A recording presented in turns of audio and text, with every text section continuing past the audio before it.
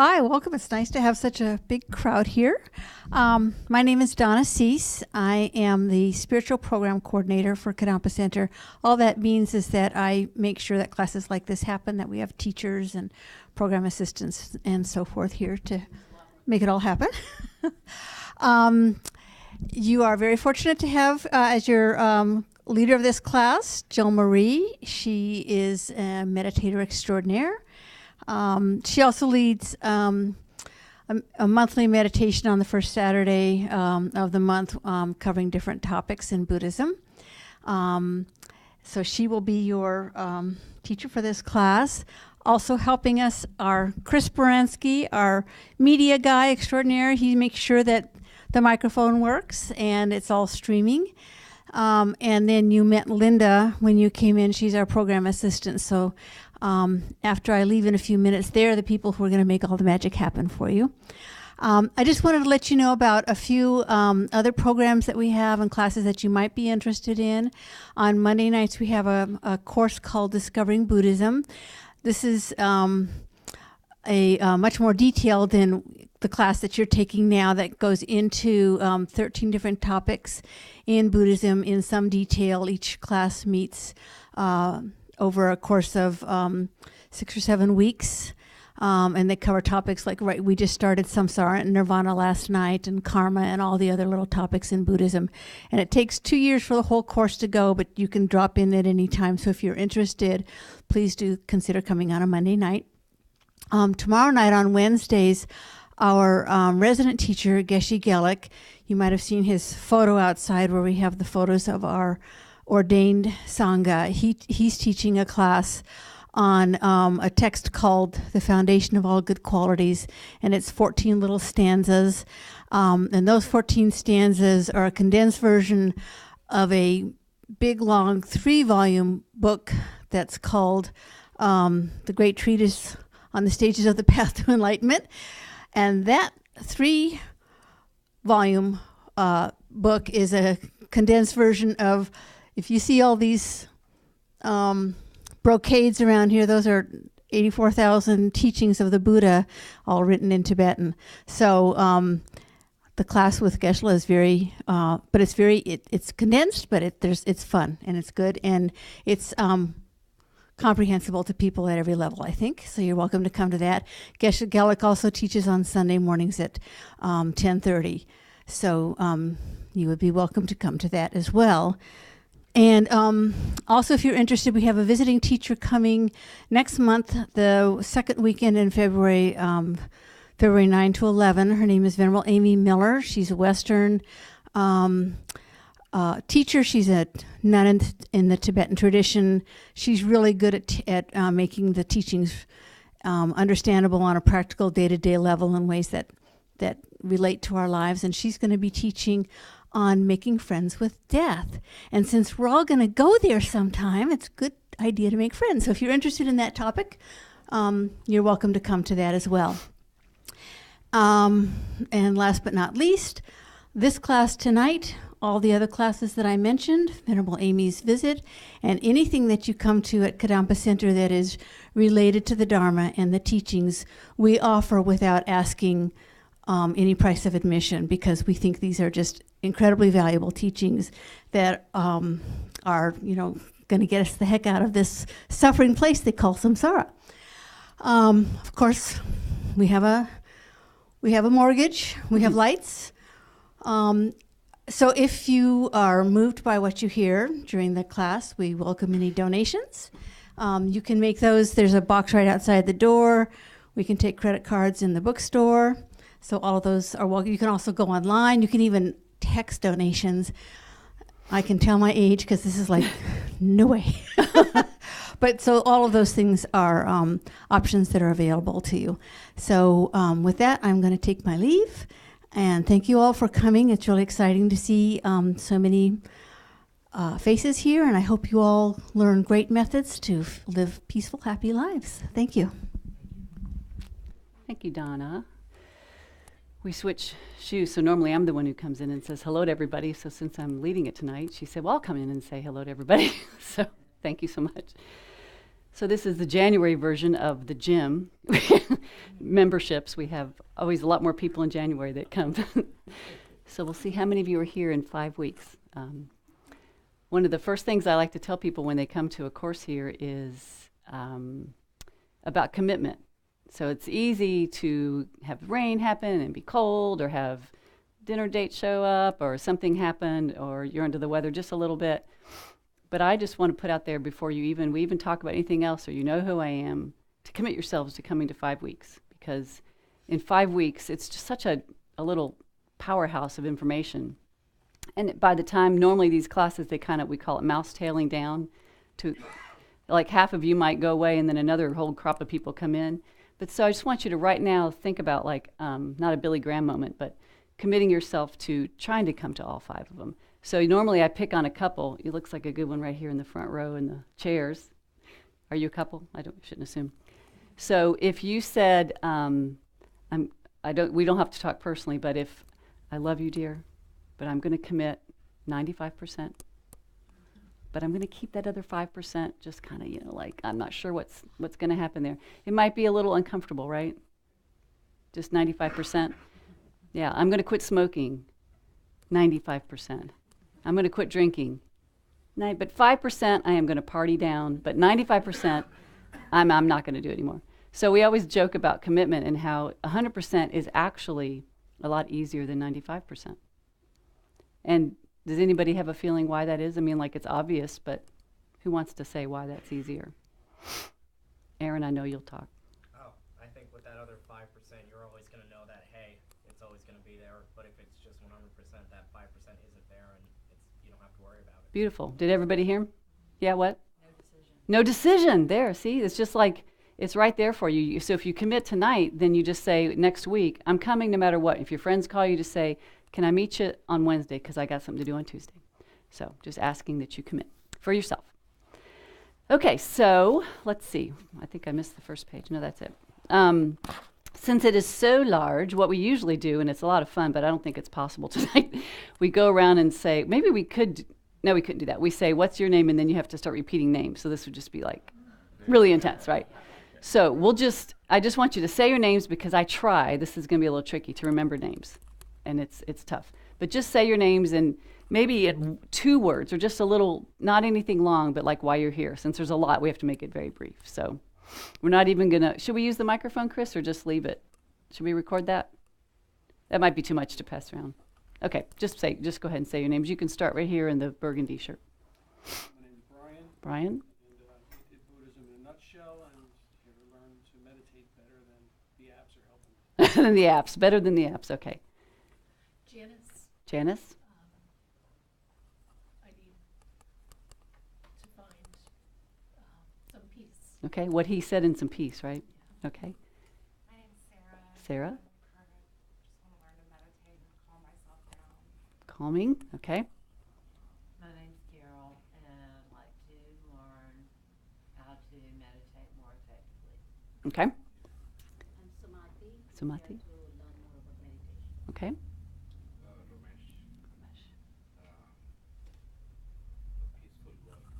Peaceful work, did you say? Okay. Cut out the noise. Yeah, right there. Right there. And George, what's your name? Who's buried in the costume? Thank you. I took the Buddhism in a nutshell class, and I'm back to work. Good, okay. Paula, I just Paula? want to learn more about meditation. Okay.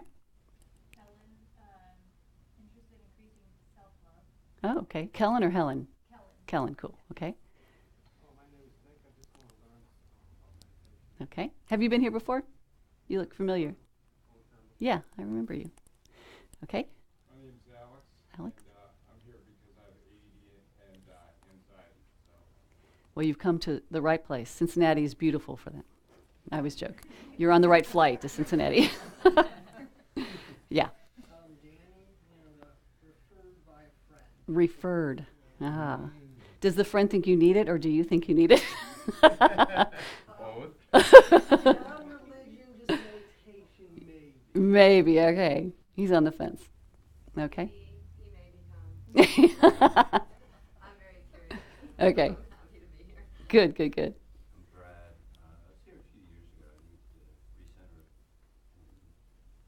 Recenter at the center? Yes. Okay. Margie, Margine? my husband, and strongly encouraged that I would benefit to be here. He's strongly encouraged. I agree. Good, good, good. And I'm Doug, and I'm here for peace of mind. Good, good. Okay. And behind?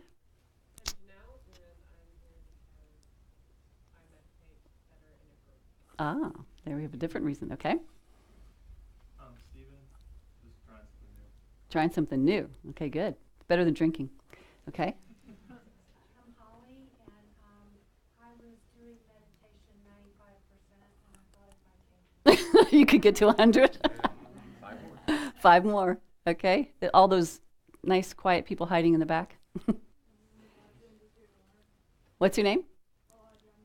Okay. I'm Sharon. I'm here because my primary care physician and my therapist recommended it. Aha, referrals. We'll have to write them thank you notes, right? Okay. All the way. I'm Kimberly. Okay. Yeah. You like naps? Here to learn, okay. And the very shy people in the back? I'm Shannon. I'm just here to learn. Okay. Okay, everybody's ready to learn. How about start in front of the computer? Oh, wait. Oh, I forgot you. Jump in, jump in. My name is Nick. I'm just here to learn how to be more fully present in the world. Fully present in the world. Good. Not just in Raleigh, right? The whole world? Okay. In front of the computer over here. I'm Michelle.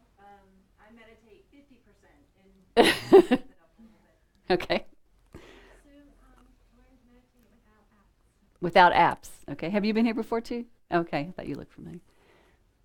Apps are great though. Everybody's loving some apps these days. I'm Michelle. I want to be more centered and focused. Okay. Good. My name is Chris. I want to try to learn how to bring in source more effectively. Okay. Okay. Good. I'm Laura, and I just love coming to the center, and meditation is my therapy, and I want to learn more. Could you show what you're wearing this evening? Oh, my shirt? My shirt? Yeah, the bling. Oh, the bling? The shirt. Oh, yeah. Yeah. Every thought matters. Every action counts. Available in the bookstore. You just got to be able to tolerate people reading you. Your chest all the time. Usually we did that at the coffee shop. We went, do you want to read my shirt? There. It is still hot? Okay, that's because you just talked, though. I'm her brother Michael, Oh, hey, Michael. that darn 5%. Trying to help her with that. Good. Good, sis. And who's this little tyke here? this is Lily, my daughter. Hi, Lily. And I'm Angela, and I have been meaning to do this for a while. Aha, January. Finally scheduling and made a point to get here, so just to learn more, and Lily wanted to come with. Good. And our office manager works at Tiger Rescue as well. You know I Amanda? also know her, which is another reason that I'm Good, good, good. And this is the lovely Linda. She's our program assistant. Okay. How about the back to the front hat? I'm Pam. Pam? And new year, new motivations. Good. Okay. I'm Megan. Just another tool to deal with my anxiety. Tools. Throw in some Dharma tools. Hey, sweetie. And I love coming here, and I just need more mental clarity and mindfulness. Okay. Can you say your name again for everybody? And Van Kia. Isn't that interesting? Van Kia. hi, I'm Marie, and I want to learn how to calm my overthinking mind. Overthinking. Anybody know about that? Okay. Yeah. I'm Adam. I just want to learn how to meditate more effectively. Okay. I'm Jake, and I also would like to learn to control my thoughts so I don't overthink about stuff. Controlling thoughts. That's a beautiful thing. Okay. I'm Shepard, and I just want to learn how to meditate. Okay. Better. I'm Anne. I just wanted to learn how to meditate and see what kind of experience that brings. Okay. I'm Lacey. Lacey. Cope with life. Cope with life. Good. I'll take that one. I want to learn how to meditate in general. I've never been successful. Ah, good. So we've got a challenge now. Okay. My name is Gina. I used to be really good about meditating, and then I took up drinking. Tried that other habit. Yeah. Things happen. Did it work? So, Did it work for you? It's an expensive habit, Yeah. Yeah. Yeah. so getting back. Okay. My name is Pam, and I'm here to help with my mindfulness, being present, and finding some inner peace. Okay. Sounds good. Sounds good. I'm Julia, and yes, just trying to learn to do it more effectively, and just using apps now. Yeah, yeah. Good. Well, Aaron, what's your I'm name? Aaron, and I'm here to learn focus and discipline and some spirituality. And his first day was yesterday or the day before? I think it was Yeah. yesterday. We recruited him. Peter. Peter. There's a lot of reasons, but calming my monkey mind and anger management. Ah, good. Okay. My name is Miles, and I want to take my meditation to the next level. Ooh, next level. We have no idea what level that is, but we'll see. Exactly. Okay, and then I recognize you. You've been here before, right? In the back, you just came in? Hey, weren't you in one of my other meditation 101 classes? Oh, okay. Everybody looks familiar to me. What's your name? My name's Colette, and I would like to learn how to meditate better, control my thoughts, and be more present and mindful. All right. And Chris, he's here because then you can hear me. There he is. Okay. Well, yeah, I think I have like some Pams and some Julias, and that's going to be a tough one to remember. Miles, the last one. I'll probably remember Miles because he was the last one. So I'm just going to go through some books for you so that you can see some of the options for this class. So how many of you have already purchased this? I know in the back, you just got it. Doug, is it Doug? Grab that one. So this is how to meditate. This is like the standard book that we use in this center. Kathleen McDonald is a nun, and she's been one. She's like, isn't she one of the first ones? She's like, goes way back, I think. And so this is like the, it's filled with all kinds of meditations. So you can also just look through it. It's in the bookstore and see if you like it. It's been used for years and years and years, and it's considered the text for this class. I think the meditations we use are out of here, aren't they? Yeah, okay. So I just grabbed a couple of books. This one is, I used to never buy anything that called me a dummy. And I've never read it, but now I'm over that. Meditation for Dummies. So I thought there's one more left because they grabbed one of them on the sale table, the former version. There's a newer version. So this is $29.99. The other version's $10. So the first person out in the lobby afterwards can get that. And then Moody Cow. I thought that might be funny. We have some kids' books if anybody has children. So Moody Cow Meditates. I just wanted to show you our big hitters here. So everybody know who that is? Okay. The Dalai Lama and Lama Zopa Rinpoche. He's our spiritual director for about 167 centers in the world. So this is The Art of Happiness. And when Sandy teaches Nutshell, for those of you who took that, I hear that she plugs this like crazy. So I read it years ago. I barely remember it. I don't know if yeah. So she just thinks this is fantastic. So I wanted to show you that one. And this was written like in '87, and I was just quoting it Saturday morning for a class. This is so lovely, How to Transform Problems, which is really what a lot of us are here for. We just want to stop feeling icky, feel better. And then Karuna Keaton, he comes to visit here. And so he wrote Misleading Mind. So this is really good for those of you who don't need the party line, don't really need Buddhism in general, don't want the religiosity of anything. This is just about minds. This is just so simple. And when he teaches it, it's just how to do everything that every one of you said, transform, feel better, have monkey mind stop. So that's a really interesting book. And then this one is off our free rack, and there's a donation-only envelope. And no matter how I say it, people still put it in our box. But this doesn't go to us. This goes to the archive, the Lama Yeshe Wisdom Archive. So that's Lama Yeshe. And he is on the left up there. So he's already passed in the 80s, and his reincarnation is already here. He's going to be a dad soon, Lama Osel. Osel. So this one, my therapist handed me, Becoming Your Own Therapist. So that just, no more work for her. So I figured it out.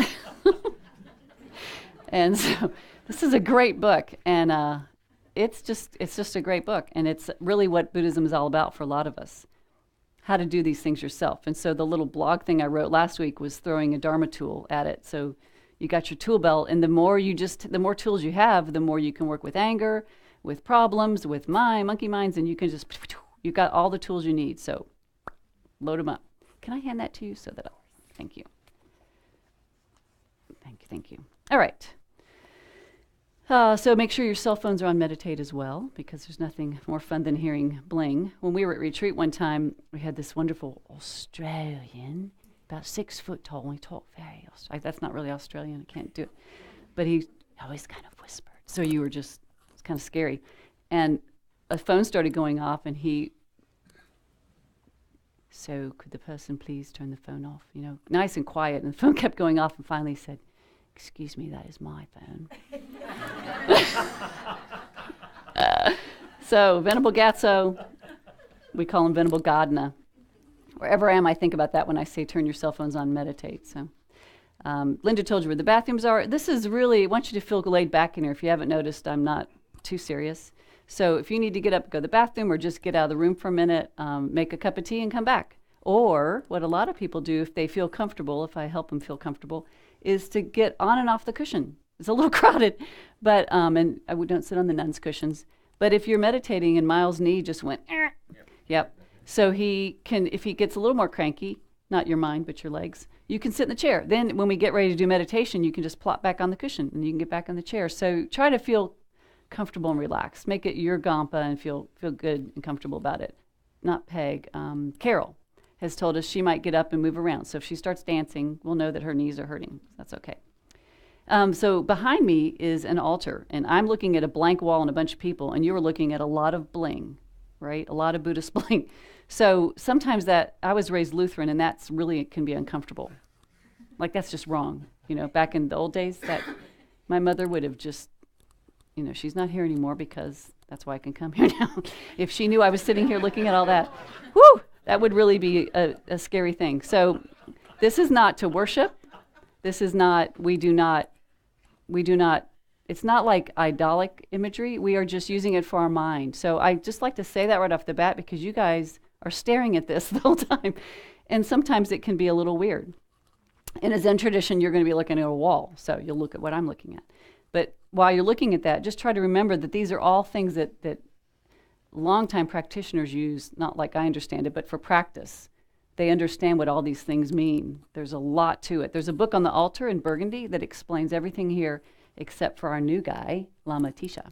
Or is he in there yet? I don't know. So he's brand new. I think we got him in the summer of last year. So he might not be in there. And we'll learn a bit more about the tradition later. Right. So I was born in Louisville, Kentucky. That's why they say I have no accent. I have the newscaster's accent. It's a little Southern still, I know. So I said I was raised Lutheran. I haven't practiced Lutheranism since I was 24. So I took like a long break to just be kind and just get a grip. And then I found Buddhism and I was like, no, I don't want to practice a religion. And there was no stopping me. It was just amazing. I think we all felt like that when we started because it made so much sense because I just wanted everything that you guys said, my mind to be quiet and to figure out how to get some tools. So I have a yoga teacher of, 1986. I don't even know how many years that is anymore. I used to say the years, but Chris, how many years is it since 1986? Wow, that's a long time. So now I just teach one class on Monday nights out there for everybody. Anybody can come. It's donation only on 5:30 on Mondays. So it's before our DB class. So you're welcome to come to that. So I think that's how I got into the Eastern thought because I was like terrified. It was just wrong, you know. And then I started going, but it makes so much sense. It's wrong. Well, it makes so much sense. So then now here I am, and now I'm the manager of the center. Poor mom. That's funny. So before I did this, I did a business where I helped lead meditation, which was really just letting people talk and organizing and yoga. So it was all three things. And then that's kind of how it all worked into coming here. So I met the teachings in 2008 with His Holiness. I started off, the very first thing I ever did, besides carrying around a little picture of him, I just thought he was cool. I went to 6 days of teachings, which is really funny. 6 days of teachings, like 4 hours a day on the entire Lam Rim, which later you'll hear what that is. So I just jumped right into the deep end, and I didn't know what Mahayana was, what a Bodhisattva was, what anything was, and I was just like, what is he talking about? But I loved it. And so that's how I started. I came back and I just read A Simple Path. And then I found this place. So that's my story, sticking to it. So we're going to do a meditation now. We're just going to quickly go over this. I don't like to use a lot of PowerPoints, so you probably can't see a thing. But this is just body parts, and I'm going to explain it to you. So if you're sitting on a chair, if you're sitting on a cushion, let's just go over that really quick. And then when you're not meditating, you can relax the position. It's only a meditating position. So it's not meant like you have to sit like that all the time. But we'll go over it now. So legs. The legs are the base, and you're creating a mountain. So you want to be nice and stable. Since I'm a yoga teacher, I throw a little bit extra in there. And Linda is one too. So she understands that if your hips are not higher than your knees, it could cause your knees to get a little numb, and you might not feel it right now. So if you're on the floor. So if your knees go numb, you don't want that to happen. And the teachers told us that it wouldn't really matter. You're not going to hurt yourself. But if you plan on continuing this past 5 weeks, you don't want to have a habit of that. So we're trying to create habits that can last longer than 5 weeks. So make sure that your knees are lower than your hips. And you can you can put like a little sweater under your bum if you like. You can get a little extra boost. You can take one of the square ones that are kicking around and put the corner under there. Try all different ways. You can use cushions for your feet, like a fancy restaurant. Would you like one, Lily? Want a big cushion, or are you good? The gentleman behind you is offering you a cushion. And then if we have one more, yeah. Because if your feet are stable, you don't feel like you're, hanging there. And then, for the people in the chair, this is a little tricky, but, I remember meeting you now. Bring your back a little forward. So don't lean against the back, because you want your channels to be open, right? So,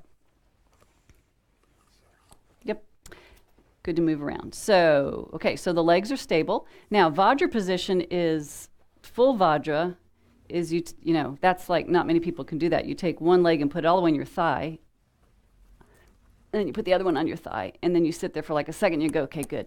So nobody I know meditates in that except like Steep, I think. She sits like that. So the other position is to have one ankle on the ground, sorry, chair people, and the other one stacking on top. So instead of crisscross applesauce, which can cut the circulation off, you want to kind of break that habit tonight, stack them and see if that works. Does that work, Erin?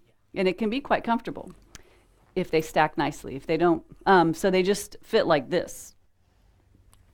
If this knee is kind of hanging, so Julia, like your legs are really low, but if you wanted to take your sweatshirt and put it under the knee that's a little higher, it settles the knee down. Feel that?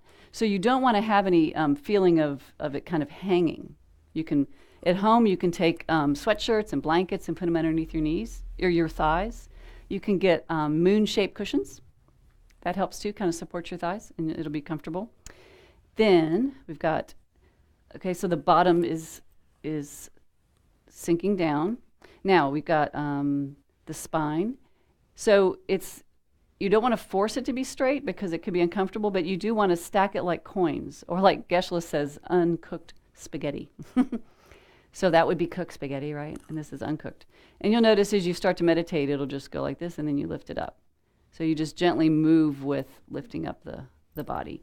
So you can kind of lift it up from the sternum, and then lift up through the back of the top of your head. So not like the top of your head, then you would lift your chin up. A marionette string for the back of the top of your head. And you'll sense that it slightly lowers your chin, just a touch. Not much, so it kind of lifts up. And the reason for that is to create the channels are open. And that is a good energy flow. You want to crimp your straw. So think about the channels like a straw. And if you crimp it, the flow doesn't happen very easily. So then you open it back up. Okay, shoulders down, nice and relaxed. You can think of little weights in the backs of your shoulder blades, sort of pulling your shoulders down. And then whatever works for you is fine. So we'll just try 3 different ways. Hands on the knees, quite comfortable. If you tend to round your shoulders, opening the palms kind of rolls your shoulders back.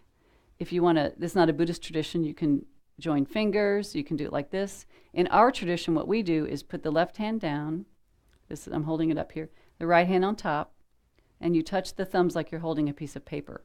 And then you place that 4 finger widths beneath the navel. Now, some people say just rest it on your lap. So you'll hear that. Just rest it. These are the hands, and you just place it on your lap. And some people say, so like that, for the people in the back. And this creates a little egg shape, and Geshe says you cannot use the remote when you do that. It's a Tibetan joke. Geshe humor is Priceless. Sweet. So the reason for this is like wisdom and compassion coming together, creating two wings. And it's just this, and it's got all these things have a lot more to do with the deep practice, but you're creating this comfortable just settling of the hands, okay? So some people tell you to place it 4 finger widths beneath the navel, even if that's off your lap. So when Venerable Amy was here last time, she said, nope, up, up, up, up, up, and place your hands up. It's a little, sometimes it feels a little, yeah, like it's kind of hanging there. Depends on the length of your arms and your lap. There's physics involved here. But if you just want to let it rest on your lap, that's comfortable. So you put them together like that. And the fingers touching. Okay? Any questions about that? Okay. The mouth is closed, but the tongue is on the roof of the mouth and behind the front row of teeth. And that's so you don't drool. I think it's funny. So if we were meditating for hours, we could actually, apparently that's something that could happen. So it helps, they say, to close off that. I don't know what that's closing off, actually. Do you know? But it's supposed to be the comfortable place for your tongue to be.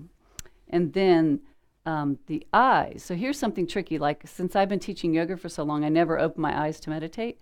So in this tradition, they're slightly open. Do you see the Buddha behind me? It was just a little weird for me to do that after years of not doing it. So what I suggest for newbies is you've got the opportunity to create a new habit. So try opening your eyes very, very slightly. They almost roll their eyeballs back in their head and just slightly, because you're going to look down over your lap, like say you were looking about right here on the ground. And if you try it like that, I think if you have a tendency to go to sleep, and this is a tough time at night to not fall asleep during meditation, then that light definitely will help you. But if it's too distracting, just close your eyes. So play with it. All right, so that's the 7-point posture. For those of you on the chair, you are leaning away from the back, feet flat on the floor. You don't cross them or anything, and it's this, everything else is the same. Good? Okay. Knee bothering you? Always does. Always does. Okay. And look, he's still sitting on the ground. Okay, so an important thing that I got from when I sat in on Dave Mackles, because Linda's sitting on mine because she's going to start teaching, he said something that I love. You can't do this wrong. I mean, that's great, isn't it? How many times do you hear that you can't do this wrong? Just try. Whatever works is great. Doesn't matter. One thing that I find that if I say it right away, it seems to really, really, really help people is, how many of you think that meditation is about not thinking anything? Up to a certain point, right? Like once you like do it for like 50 or 60 years, you can obtain that. Well, we talked too, so he is. But the point is, a lot of people usually raise their hand at that, so I'm surprised. Most people think they're trying to just like squeeze their brain and stop thinking, and then they think they can't do it, so they don't ever try again, or luckily you ended up coming to a class, but they're trying to do something that's not really possible. The mind is a cognizer. It's going to have thoughts. So what we're trying to do, and a lot of you had said that, is to control the thoughts. So right off the bat, just let yourself know that you are trying to gain control over those thoughts, not to push them away so that they will be gone, because it's not really possible. It's just too difficult. They're going to keep coming up and coming up. So what you're going to learn are just tricks so that you're like, thank you, no, you know. It's like a 5-year-old going, mom, mom, mom, mom, mom, and you're like, yes, can I help you? You just want to answer the child. Our minds are just like children. And they just keep going and going and going. And then finally, when we decide we're just not going to listen, it will quiet down. But give yourself permission that you're not trying to not have a thought, and then you're doing something wrong if you do. So when mashed potatoes and gravy come up, just go, put it aside. So now the thing that happens is, let's say mashed potatoes, or first hunger comes up. Who's hungry? Who hadn't had dinner yet? Oh, not many of you. Okay. And you are? Peter. So Peter's meditating on breath, and he's like, dang, I'm hungry. Stomach growls. If that arises and then it goes away, great. If it arises and you acknowledge it, great. If it arises and you go, mashed potatoes, gravy. And he's like, I don't have any potatoes.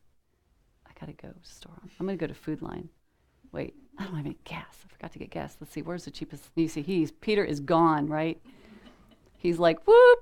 And then he goes, Like you can actually forget you're here, like you're so gone. And so then you bring it back. Still fantastic. As Aaron said to me the other day, to know that you're bringing your mind back is so valuable. That's what you're trying to learn. You do not ever beat yourself up and go, no, like that. Peter just goes, okay, that was a little far. So what you're trying to do is catch it at hunger and go, fine, hunger rises. Just bring it back. See, and then it's real soft and gentle. There's no story. So the stories are what we're trying to get to stop, because the stories are where we suffer. They're not true. I mean, none of it's true anyway, but we're creating it all, making it all up. So if we can just eliminate a lot of those stories, and then when you learn to do on the cushion, you can take that to your job, and you can take that to your relationship, and you can take that to Doug, right? Yep, the stories can stop. There goes the fight. It's just a story. When you learn how to do that, tell me, so I can do that myself. Okay, so we're going to do a meditation. That's what we're here for, so let's do it. It's called scanning the body. So assume the position.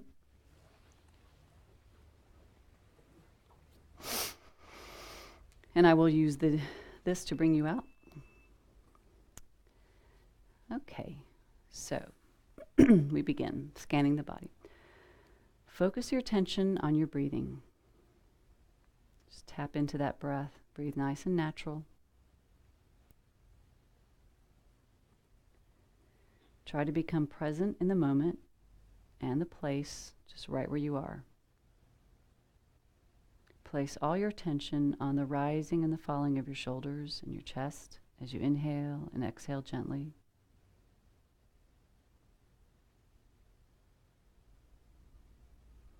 Simply allow your mind to settle and become calm, present, and ready to engage in meditation.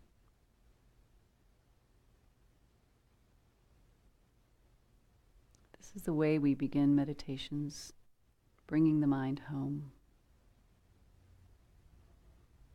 Next, we create a motivation for the meditation. An altruistic motivation.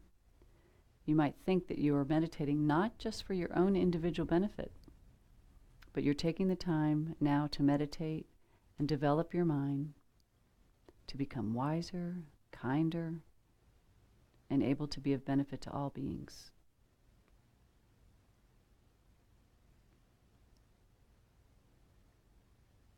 So let's focus the attention on the physical body. You have already found the most suitable sitting position. Spine is nice and straight. The position allows you to feel more aware and awake, but not stiff or rigid. Focus your attention on the lowermost point of your body, where your body is in contact with the earth. Feel the substance and earthy character of your body. Concentrate for a moment on that contact, on the weight and the substance of this physical form.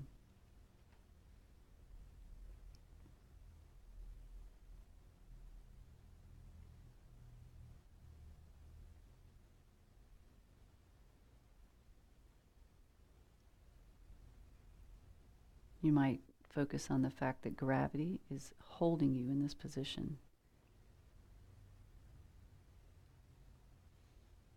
And because of that, you can sink and relax into it.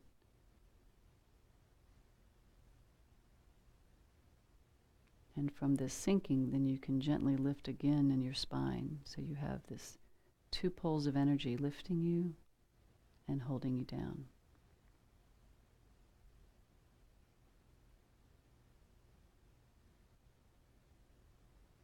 Pay attention to the character of your mind, your consciousness. Placing all your focus slowly and mindfully move your attention upward through your body. Pay close attention to every aspect of your body, your physical sensations. Where there is tension, just relax. Where's their coolness? Where's their warmth? Where is one part of your body touching another part? Simply focus on these places.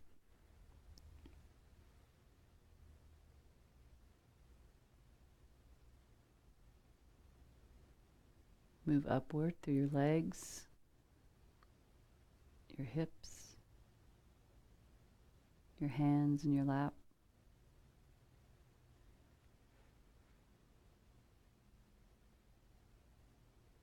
Notice the actual curves of your body's individual silhouette.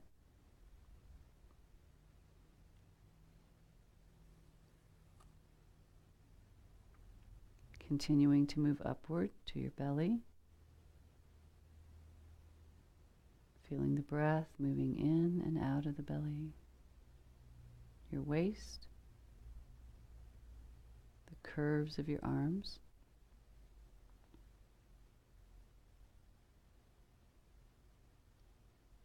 Continue to move upward. The rising and falling of your chest with your breath.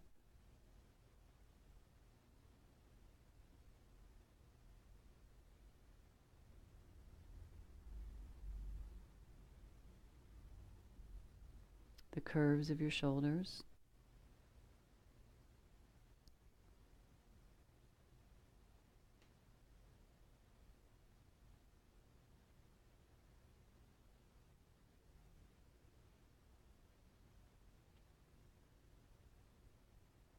Moving upward very slowly and mindfully.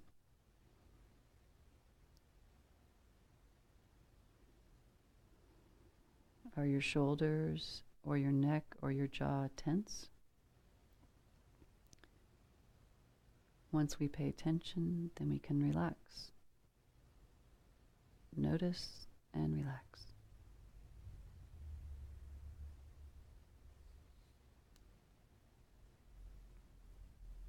Now we move to the tilt of your head.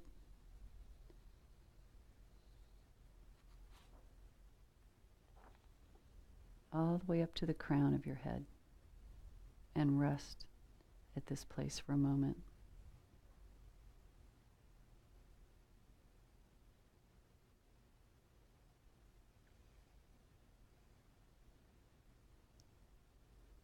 While focusing here, what is the character of your mind?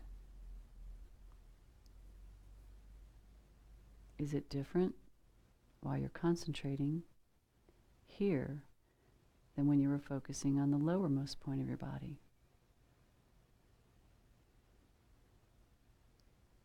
And if so, how is it different?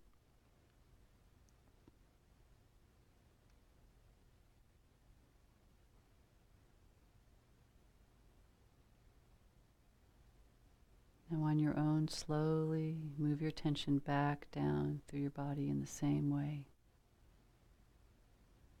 Noting everything about your own body as you move your attention back downward.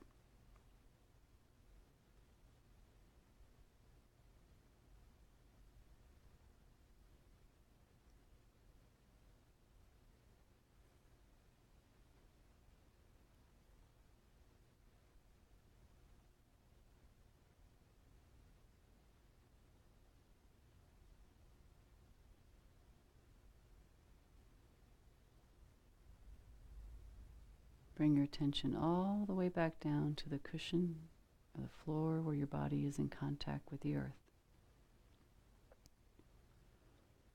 And now focus your attention here at this point and the character of your consciousness. Is the nature of your mind state any different here than when concentrating on your crown?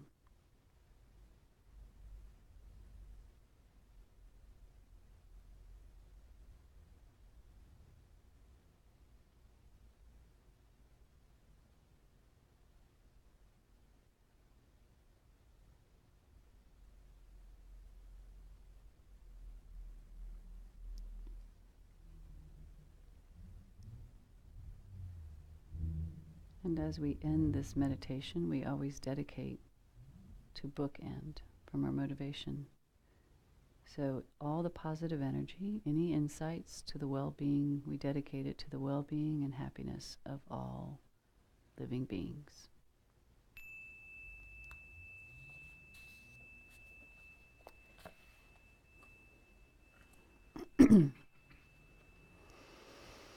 So, anybody enlightened from that? How was that? It's really simple, just following the body. Did it feel different at the crown? Yeah, what felt different? Did you say? Mm-hmm? Oh, no. Somebody. Lighter, okay. More grounded here, lighter there. Yeah. Peter's knees, ankles. Maybe lighter, more relaxed through the crown. More relaxed. I'll repeat for you. The reason we're doing that is because this is going to, 6 million people all across the world, or the 2 or 3 that are listening. So we have people that stream, and then we record these. So Chris kindly puts them up on our website, so they are there for you. Not that you would miss a class, but if you did, they are there for you. So lighter. I'm going to repeat so it's in the recording. Lighter and more grounded on the ground. And more relaxed. That was the word she said. So who found it a little more relaxed up here? That's interesting. And what else? What did the base feel like? You can just throw words out. It felt solid. Solid. Okay. Yeah. Oh, Carol's trying the ground. Look at you. Did it feel solid down here? You're nodding. Yeah. Kind of like that mountain. We mentioned that. So that stable position. On those on chairs, did that feel similar, or is it different? It might be different because it's not as heavy. I felt more easily distracted. On the ground? On that ground. Oh, that's interesting. I'm sure that means something of what I don't know.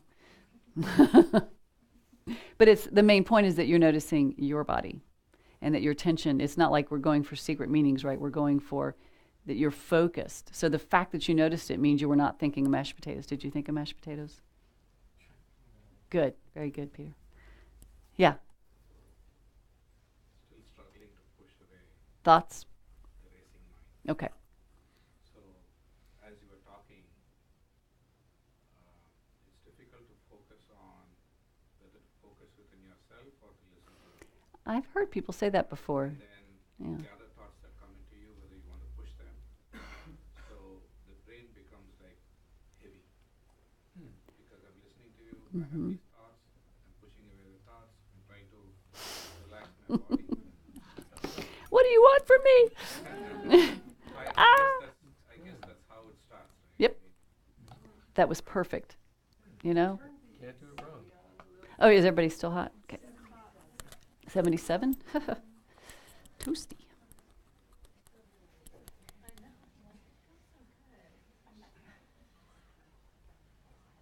Let's see. Does it actually, if I turn the heat down, let's see, let's just go to.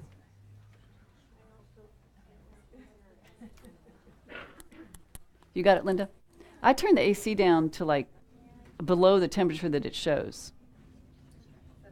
Yeah, put it on like 74. And then it'll get too cold and we'll complain about that. How do you know when you're like starting to fall asleep? Because there was like a few seconds there where like I thought I was asleep, but I couldn't tell whether I was asleep or if I was in fact doing the meditation correctly. It's tricky. I've heard that when people, yeah, I felt that like, oh man, this is, you just think this is great, dude. And then you're like, I'm just falling asleep. But it's not easy to know, is it? So, and I'll get back to your thing in a second. Yeah, I think that, the more you meditate, the more you just become aware that you're just getting sleepy. So if it's kind of like just sort of rambling and feels like that what's a good, what word did you think? Floating? Yeah, kind of like amorphous. And I'm not saying that this is just an idea. But sometimes if it's too floaty, then it is just drifting asleep because what you're trying to do is laser-like concentrate. Remember we were talking about that? So if you're not focused, then you are just getting kind of comfortably numb,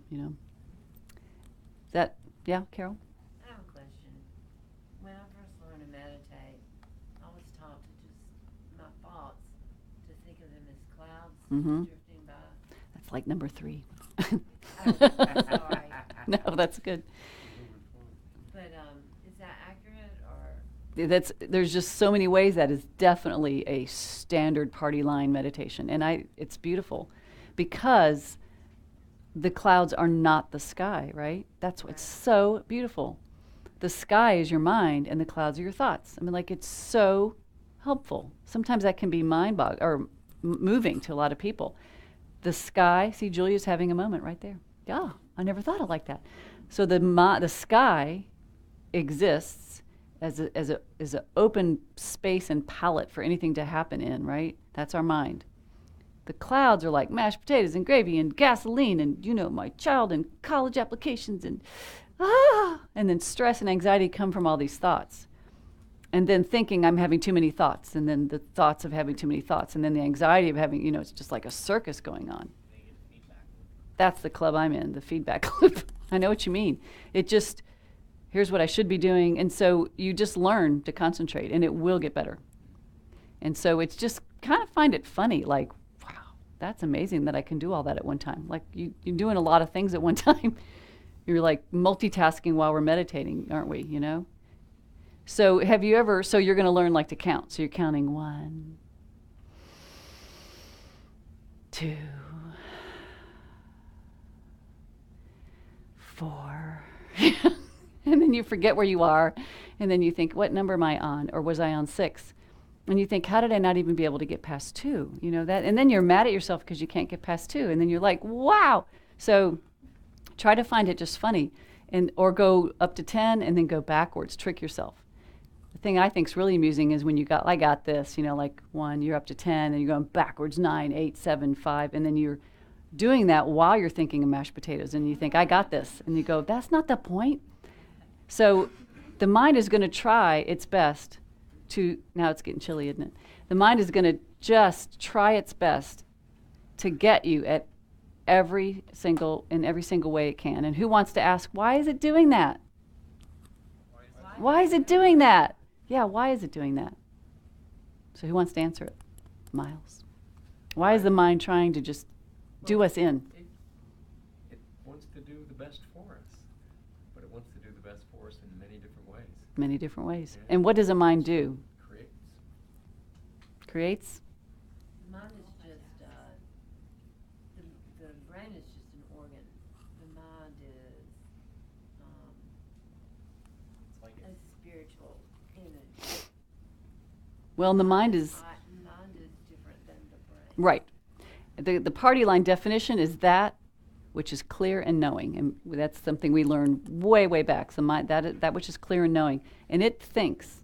So its job, it's just... You've told me to think, and that's what I'm going to do. And so now we're saying we're really going to go upstream. So if you chose to believe in reincarnation, you're going against a lot of lives of thinking. Okay, is it getting too cool now? It's like, so it's doing, as Miles said, it's doing what it thinks you want it to do. Think. It's just like, if we were Winnie the Pooh, we could get this.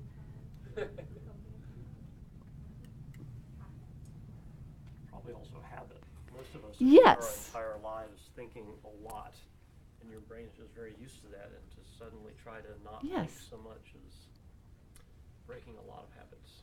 Yes. What's a habit that you have done for, what's your name in the blue? Megan. What's like just a simple habit that you've done your whole life? Worry word. And so if I said, Megan, stop worrying now, like, is it going to happen? Yeah, you're going to worry about what I said. You're going to be like, I'm going to worry more now. And so, Linda, what's a habit that you've had forever? Oh, eating chocolate. Eating chocolate. I had 2 pieces before I came to class. And if I said never have chocolate again, Linda, it wouldn't seem right. Yeah. I had a question. You were talking about being laser focused, right? Mm-hmm.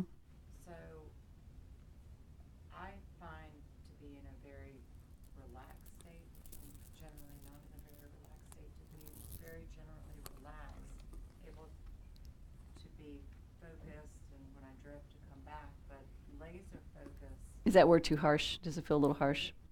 Let's just say focus then. Relaxation more than anything. Okay, so here's the next trick. If you were, like when I used to watch my daughter, she's 17 now, so when she was maybe, like 7, 8, 9, or a little child, she would just look out the window and just be like, I never knew what she was saying, but, you could see all these little, like, ideas. So what was she doing? Daydreaming. How is daydreaming different than meditation? Daydreaming feels darn tootin' good, doesn't it? It's like a nice warm bath.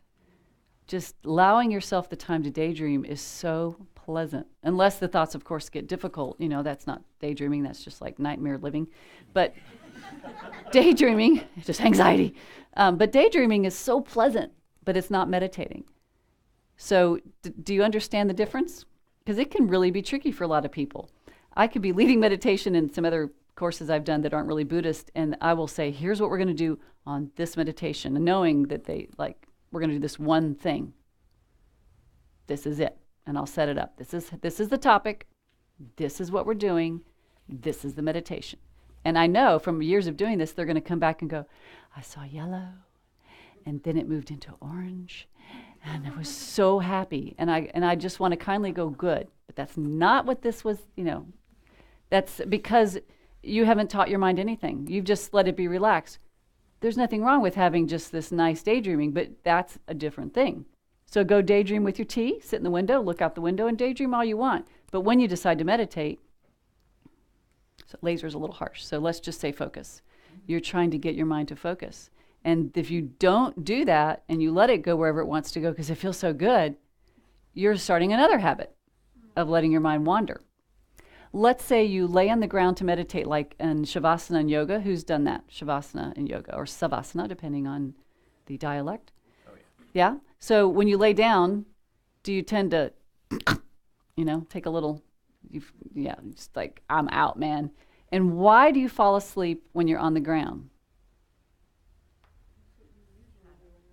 When you're laying down, where else do you lay down?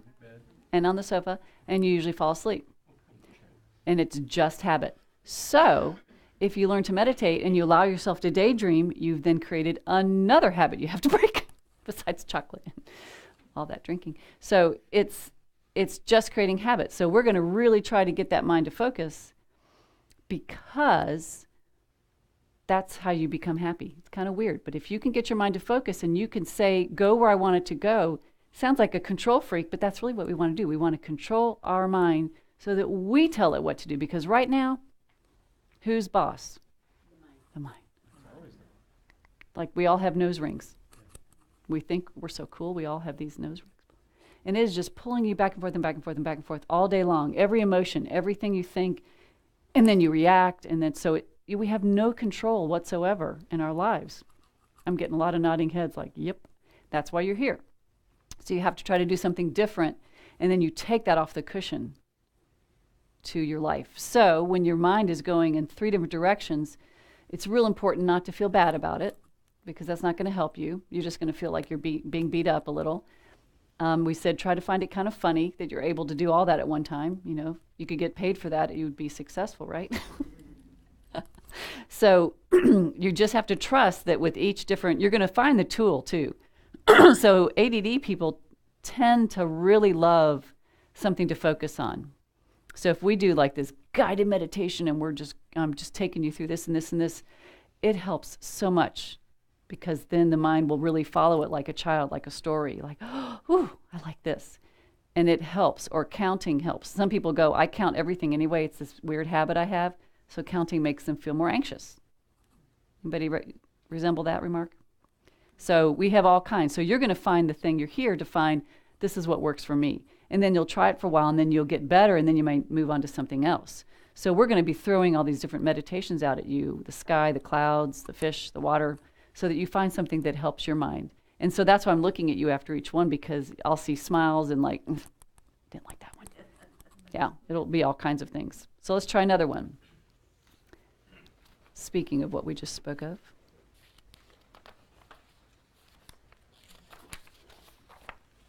Assume the position.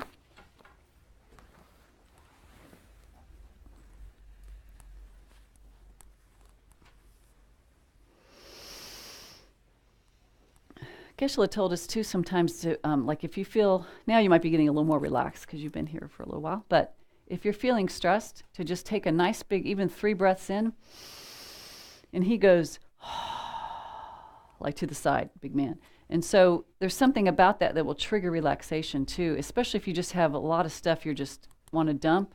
So you can do that in here. You can take a nice big breath in, and it's saying, now I'm getting ready to meditate. So I'm just like dumping all this energy out. So feel free to do that. Okay. Focus your attention on your breathing. Again, breathe naturally. Feeling that rising and the falling of the shoulders and the chest. Bringing the mind home. And as we've been talking and laughing, we're going to move that part away and let the mind settle. Become relaxed and calm and present.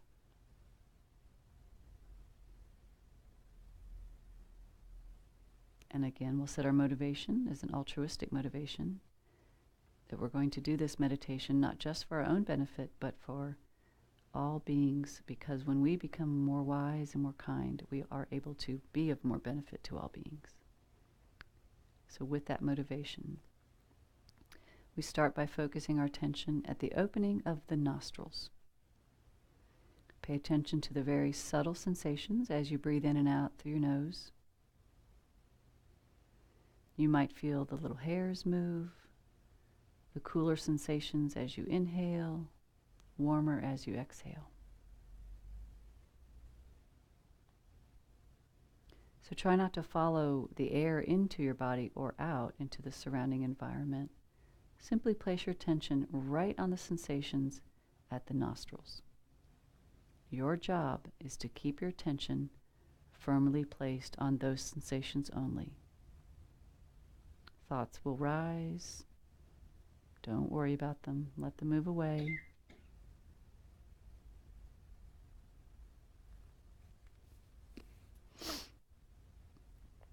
And now we'll begin to count.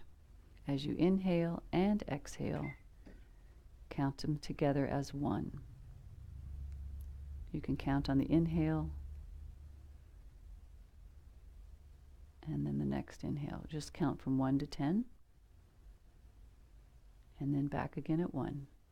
Nice and slow, breathing from the belly.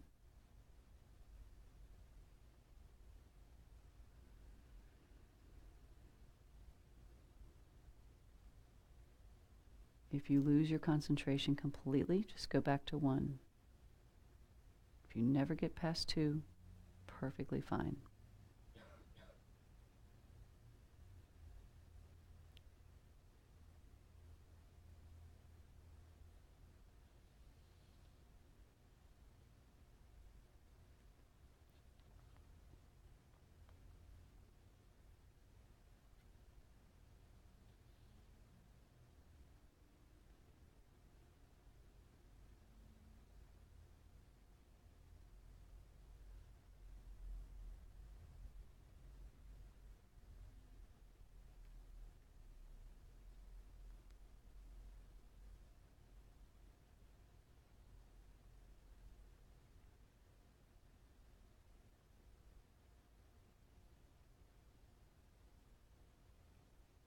If this becomes comfortable, you can count backwards at 10 to 1, then 1 to 10.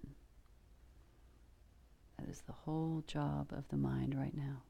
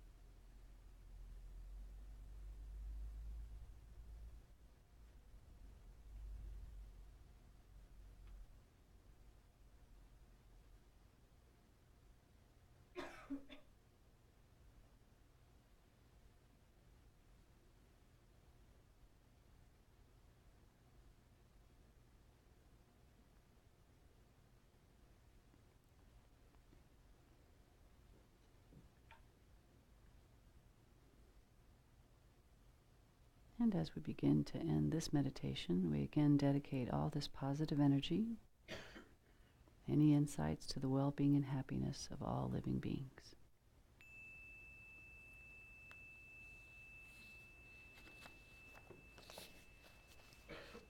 How was that, Lily? You like counting? Yeah, she likes that one. Why did you like that? It was really relaxing. Oh, good. You can use that too in school, you know? You can use it at work. You could, I mean, how long did that take? I don't even, just like 4 minutes maybe. Really? Yeah, it was doesn't it feel longer? Or did it feel longer? Yeah, it was very brief. It's so weird leading it versus doing it, because I remember sitting there and it feels like you're just woo, and then watching it, it goes so fast. Do you like that, George? So who felt counting was like a little neurotic for them? Ah, how come? I don't know. There was just like, I liked the other one where you're connecting with the body more. Good. And I guess it was more tangible. And it Whereas just, the numbers were more visual for me. okay. Who did the Sesame Street and like 1, 2? Did anybody get a surprise number? Number 7! I felt that I was better able to catch myself when my mind was starting to drift. Ah, so it helped you. The, like, sensation on the nostrils, that, like, I never knew that before, and that, like, really helped. Cool. Yeah. So that was like a physical thing. And it's, so did anybody else say that counting was uncomfortable? Yeah. So why is that? I found myself concentrating on the counting, completely not focusing on the breathing.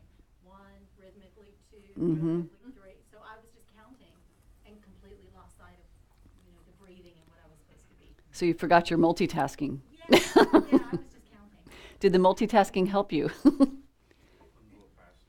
You get past 2? That's perfectly good. Yeah, the mind drifts. I think it's great when somebody accepts or acknowledges that, because it's really good to go, yeah, not happening. Got to 3. Is anybody shocked by the fact that you can't keep your mind clear until like 3 or 2?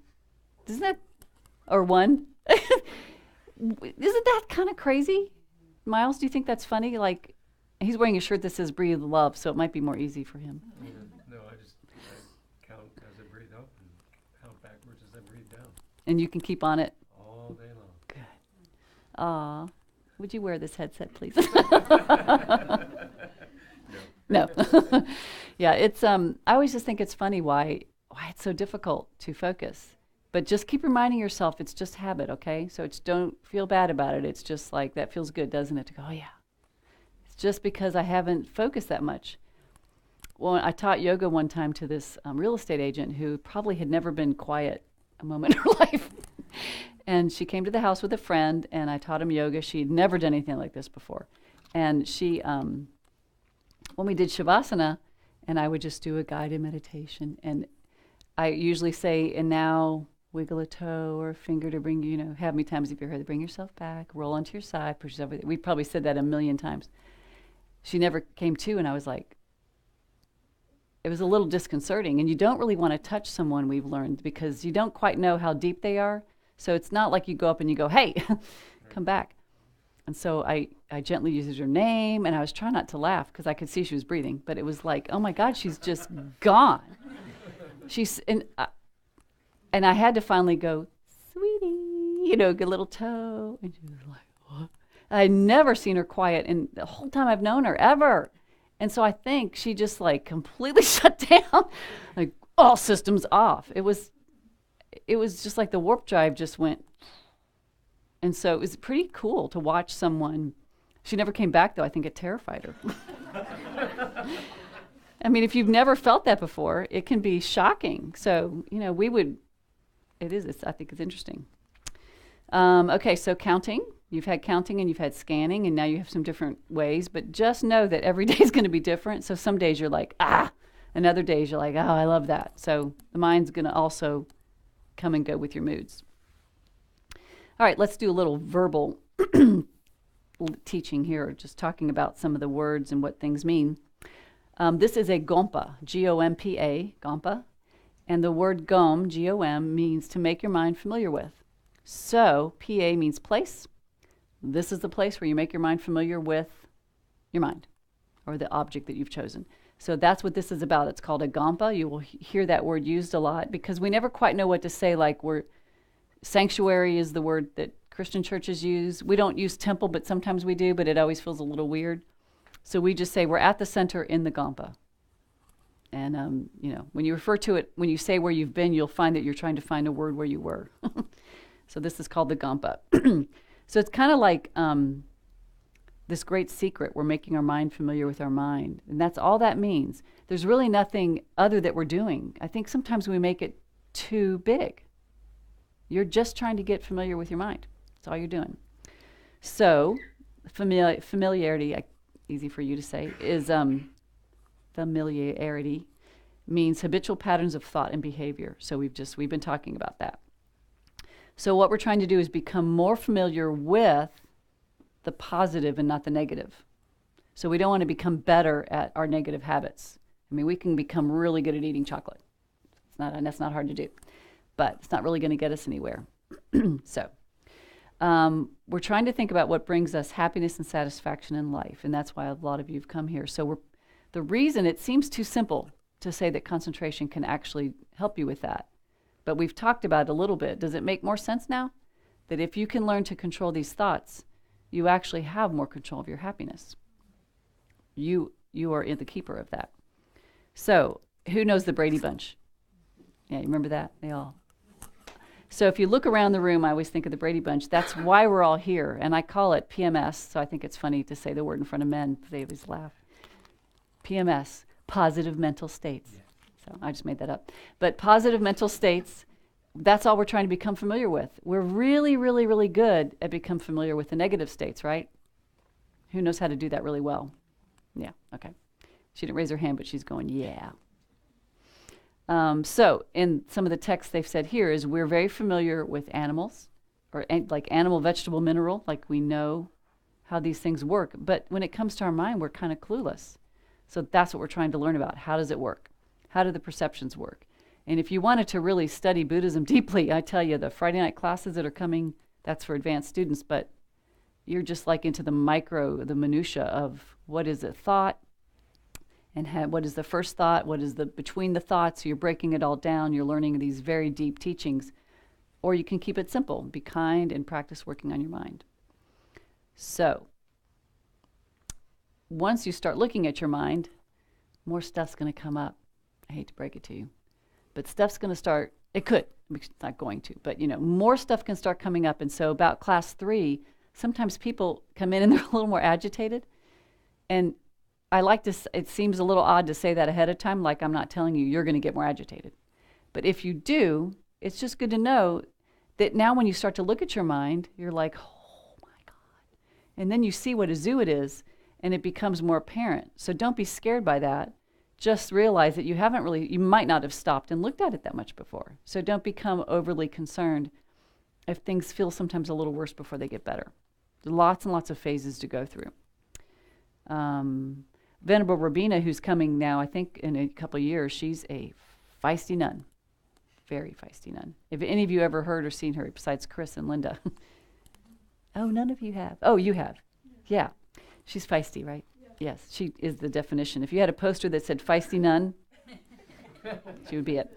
She says it like it is. It's just a hootenanny to be at her teachings. And so she calls our mind, or she says, all these thoughts are like roommates. You have how many roommates? A lot of roommates? You're laughing. Too many. And they're not paying rent. So this just like your mind is just full of all these people just talking and things happening. So we're trying to have the roommates watch TV in their own room. Go to your room. So we as human beings, we have this huge untapped potential. Like it's beyond our comprehension what we are capable of. There's a book called Destructive Emotions. I was going to say undestructive emotions. That's not even a word. Destructive Emotions by Daniel Goleman, I think. So they use a monk in this book that we know he's been here, but they use a secret name. And they test him and do all kinds of wire him up and stick him in here and put him in what is it called when you go in the yeah, MRIs, and he's like, oh, it's just like a vacation. He just loves it, just wire him up, and you can't, his mind is amazing. It's beyond anything we can comprehend. He can get so calm and relaxed. And this is available to everyone. I think that sometimes we just think that the robes are magic, and Geshe-la just said Sunday, if this really did what you guys think it does, I'm paraphrasing here, then I'll just buy every one of you a set. He's like, it's not that expensive. I'll get all of you a set. It's not, the robes are not doing anything for them. It's what their mind is doing for them. So we have all the same exact potential to do these things, to get somewhere with our mind. It's just a matter of tenacity and effort. So the real purpose of meditation is to transform the mind by decreasing the negative harmful aspects and increasing the positive beneficial aspects. So if we could buy it in a package, I think we'd get that app. So metacognition, who knows what the word meta is? About something, like the metacognition is thinking about thinking? Right. Metacognition, thinking about thinking. Did you look at my book? Very good. Seeing your own thoughts. He's been doing his homework. So the higher order in thinking that enables understanding, analysis, and control of one's cognitive process. So it gets pretty fun when you start to go, oh, who just had that thought? I'm watching my thoughts. Well, who's watching the thought? And it gets kind of funny. Like those kind of things start to happen when you start to realize that you're asking your mind to watch your mind. Is that a little weird? Yeah? So the metacognition is the thinking of the thinking. You're thinking about the thinking of the thinking. That's probably like another word with meta, right? Meta on steroids.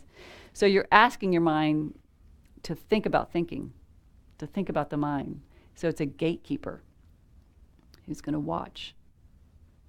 And so if I'm getting sleepy, it's going to say, hoo-hoo. If I'm, calm down. So you're there's another party in there. And that's quite interesting. So we'll start touching some of those things. Now, back in the day when I wrote this, neuroplasticity wasn't quite as popular. It's so popular now that I think we all know. Peter, do you know what that means, neuroplasticity? Your mind is moldable and changeable. Yeah, everybody knows now. Once it gets to the magazine covers, it's like we all know about it. So your mind is, I used to say Eckert's, but that dates me, so what is it now, Rite Aid? Once it comes to Rite Aid, like yoga, everybody's doing meditation, all the stars are doing it, so now it's okay to do it. So neuroplasticity is pretty common now, but it's really quite shocking that the brain, the plasticity of the brain is changeable. So now that we all know this, it's just like silly putty.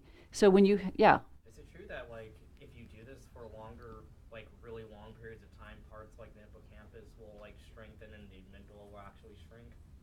I don't know the literal facts of those parts, but I do know it will change, yes. Something like the white matter in the right frontal insula gets thicker. So after 3 weeks, meditative state becomes a meditative trait. So you actually have, like a muscle gets thicker, so then you get thicker, nerve tracks. Oh, awesome. I'm glad she was here. Thank you.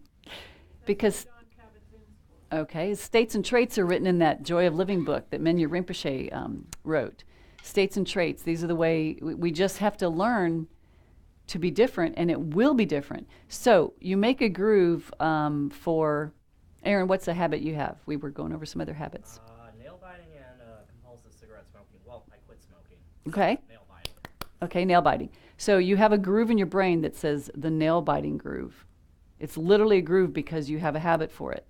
And if you were to stop it, it fills in. So silly putty, you've played with that, right? I'm not aging myself.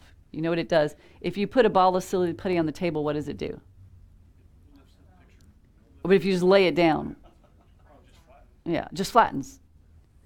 And it becomes flat. So super ball stays its shape, but silly putty will mold. So if I had it in my hand, it would fill in that groove, right? So that is what it's literally doing. It's not like we're just saying the idea of that is like that. It is literally filling in the parts of the brain.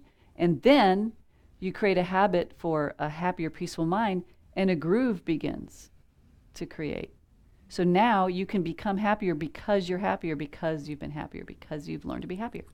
It just gets better and better and better. And I'd say it with such impact because sometimes it just sounds like a metaphor, doesn't it? But it's not. It's like literally happening. I think so that's very exciting. And then, oh yeah, why do we go back to the posture? We don't need to do that. So mindfulness and concentration, they seem like these catchwords we see all the time. And Aaron and I were talking about the difference. So mindfulness is what you need to be able to concentrate. So you hear a lot about mindfulness meditation. It's to be able to focus on something, but you can't concentrate until you actually have some skills at just being able to focus. So you kind of take that and you put it into concentration. And then here's something it's like a higher level, but I'm going to say it on the first night, and then we'll just keep repeating it, as we talked about, because I think it's really exciting.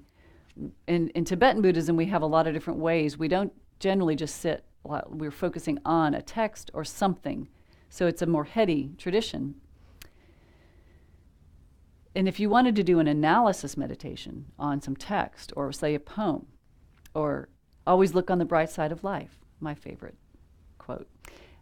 If you were to focus on that, what would you need to be able to focus on it? Like, what's the word I'm looking for that allows you to be able to stay on topic? Concentration. And what do you need to be able to concentrate? Right. So we're building that up. Very good. So if you have some level of concentration, which is in the Tibetan tradition, there's 9 levels of just being able to focus. Like 1 is being able to count to 21 with no thought, no mashed potatoes happening at all. So as you see, we're like struggling to get to 2, right? So to get to 21, that's the first stage, and they each have a definition, 9 stages of meditation. If you were at 4 or 5, as some of the teachers that we have come through here have been, I have no clue what that would be like, you would be able to take that ability and place it where you want it. So now let's say you can concentrate for 20 minutes without wavering, right? Can anybody imagine that? Maybe Miles can. 20 minutes, like no wavering at all. That's not something I can comprehend. If you could, do you see how amazing it would be if you could 20 minutes of no thought going anywhere? So now you ask your mind, think about this. And if you kind of have a heart movement of something that's like, oh, then you say, I'm going to bring in this concentration ability and I'm going to put it there. That's when you start to get somewhere. That's what this is all about. It's not supposed to say it on the first night, but I'm just breaking the rules. Just letting you know, that's the secret. Okay? See, you want to come back because I give you more to want to come back for, right? And concentration is the key. But we can't concentrate till we just begin. So you never want to say, I can't do this, because that's not going to help you. You just have to get the brain to change. All right. Let's do another meditation. Tonight's like 3. This is called bare attention. Not the bare necessities, but the bare attention. Yeah. Concentrate so well when, I'm struggling just to hold this posture. Oh, make yourself comfortable.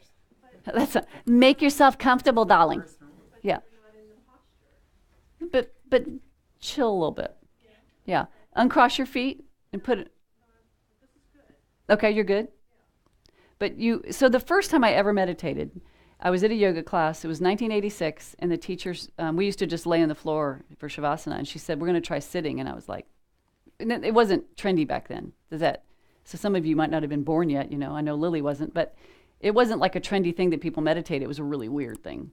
And I was like, okay, this Lutheran girl's going to meditate. Feels wrong. And so I sat up, and she told us how to sit, and it was like, it hurt so bad. But I just persevered, but not like, but just like, oh, that feels uncomfortable. So all I was thinking about, as you're saying, is just like, my back hurts, my back hurts, my back hurts, my back hurts. That's not the meditation. So it becomes one. It's just the other one, the mashed potatoes. And so what I learned is just like, it was just so brief, but it was kind of cool. Like, you're just simply starting. It just like, it doesn't really matter.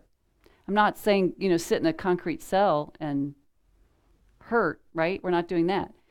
But you will just learn that it will become more comfortable. The body will settle, it will relax. But I totally know what you mean. The second time we did it, we were in a gym, and the basketball court went, you know that kind of sound in a basketball game? And then she just giggled and went, any sounds you hear, bring into the meditation.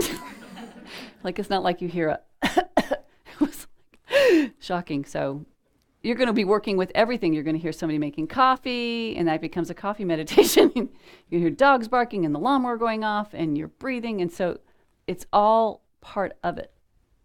So you just bring it all in, and you let it all be part of your meditation. Does that kind of help? Yeah, it's all just part of it.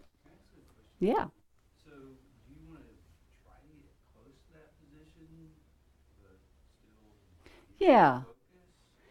I'm not sure. I don't want to like slam it too hard to get too comfortable. You mean like if the back starts to hurt? Yeah. Yeah. I mean, if it's really hurting, just lean back. Yeah. Be relaxed. Yeah. Be comfortable. You're gonna get stronger over time, no matter what, as long as you do it. Yep. And then you're not even notice it after. It will. You're building muscle. And I know this is weird, but I was at a retreat. There are long retreats that we have, and there was a woman in front of me she used to be a nun, so it was like 30 years of practice, something, and she never moved an inch. She never moved a millimeter. And, I was like, okay, do this now. This one now. And being like, I had to move around all the time and wiggle. And I finally said, how do you keep so still? And she just went, it just settles. Like, it just settles. She was like blissed out. And so she didn't need to explain anymore because she just, it's gonna change and morph. And I went, all right. But I had been meditating and going to a lot of teachings for a long time and taught yoga a long time. And during that retreat, I was sitting there and I realized I could sit here forever. Of course, couldn't, but I felt like, it is not going to happen tonight. It's going to take a while. But if you feel like you've got patience for it, it will just completely change. Every time you do it, it'll get better and better and better. The muscles will get stronger. And you can, you start to lift up in the chest. You have to let this relax back here. Do a little stretching and yoga at home. Get yourself relaxed. So try it and then, lean back a little bit and then come back up. Lean back a little bit. Okay, we have 3 minutes to go. I'm always running late on these classes. Okay, hurry up and relax. All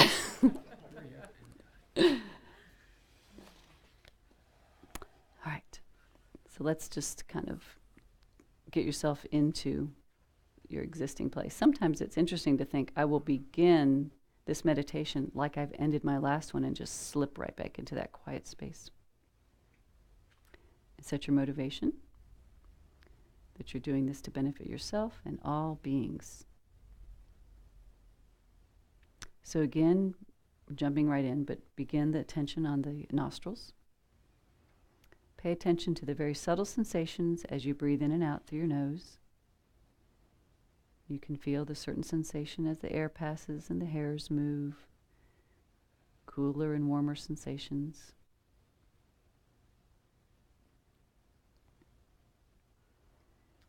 And now think of yourself as a gatekeeper, as we spoke, just watching the breath flow past as it enters and exits the body, keenly observing everything that arises in this area of focus. If you even want to note the words in your mind's eye, in, out, you can do that. In this meditation, the breath is our anchor for the attention, for our attention. If things scatter or move around, just place the emphasis back on the meditation of the breath. This is the element of concentration.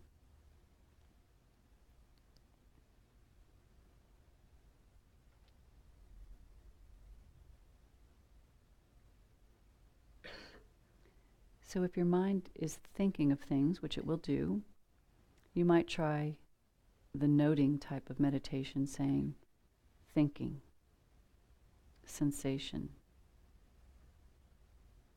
potatoes. Give it one word and let it go. Do not judge anything. Very gently disengage from the thought or the distraction, even my voice, and return your attention to the breath.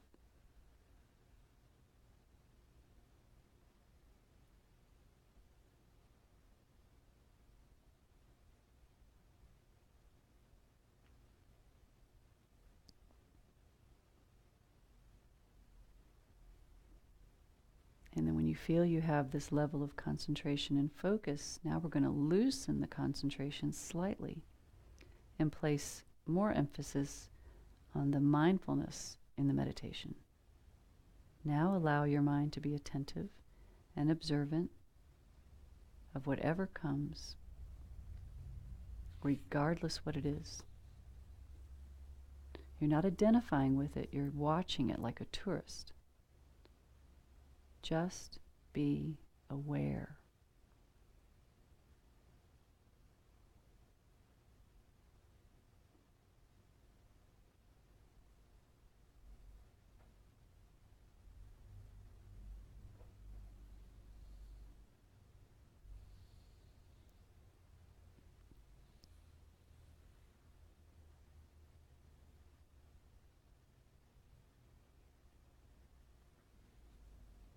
As you gain mastery over this kind of meditation, each time the mind wanders from the breath, note specifically how and where it has wandered. Is it going to the past? To the present? Is it planning? What kind of thoughts tend to attract the mind's attention?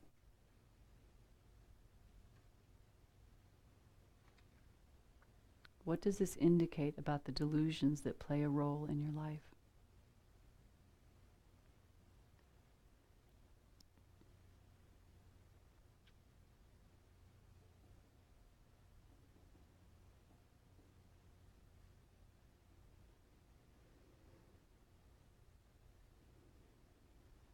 You can use this type of mindfulness while you're working to be concentrated on the work and not letting the thoughts and the delusions take over.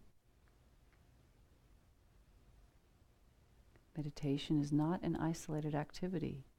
It can become an integral part of our lives, helping us focus on doing what we were doing while we were doing it.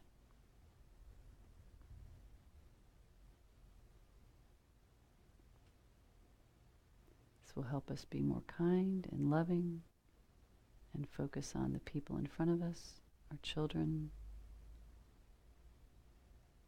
our task.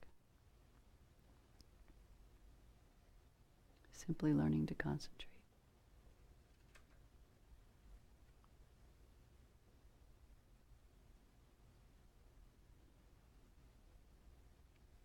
And as we end this meditation, we again dedicate all this energy to becoming a better person, more peaceful person, who can then bring all this peace and well-being to others every moment of every day.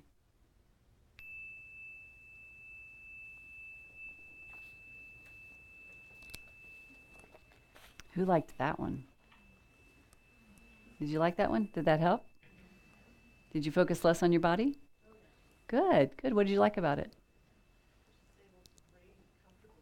Oh, good. Good. I think it's really fun to go kind of morphing and move through. Okay? Oh, I was gone. 100%. Gone. Now he's back. So it's 8:34. If you need to leave, leave. But I wanted to just do something fun. Somebody go to the bathroom and look at the sign on the door and take a picture and come back in. Who will do that for me in their phone? Run into this. Are you leaving or are you taking a picture? Oh, you're leaving. Okay. Thank you, Carol. Who's got a camera? I got you. Okay. Go, dude. Run, run. That was awesome. Is that good? Oh, I bet by yourself. Oh. It's not ever happened before. Oh. I mean, like literally, but yeah, he came to see me. Came to see. Cool. It's always there. It's just that it doesn't Right. show up in person. Doesn't show very up in often. person. like, whoa, dude. Went away really fast. I'm like, wait, come back. Come back. I want to talk to you. Okay, is he going to come? He's going to read us something interesting. Who's seen the sign in the bathroom already? Okay. Oh, in the bathroom. On the back of the door. Sorry, I should have given him a little bit more information. Go to the bathroom. Wait. Use the bathroom. Shut the door. Shut the door. Wash your hands. Come back. Use some lotion. Yes. Okay, here he is. I took pictures of the men and women inside. I'm like, that can't be right. No, you have to read it. Oh, I have to read it. Yeah. When we go against habitual tendencies of anger, attachment, and ignorance, that is meditation, and you can do that whilst on the toilet. Don't be so holy about it. And who said it? Venerable Robina. Venerable Robina, the feisty nun. While sitting on the toilet, you can meditate anywhere in your life. You can take all these skills and abilities and use them in your life. So, thank you. That was fun. Dedicating all this effort so that you may have a peaceful week and a warmer week. Our minds will be happier because we will be warmer. And I will see you next Tuesday. Thank you.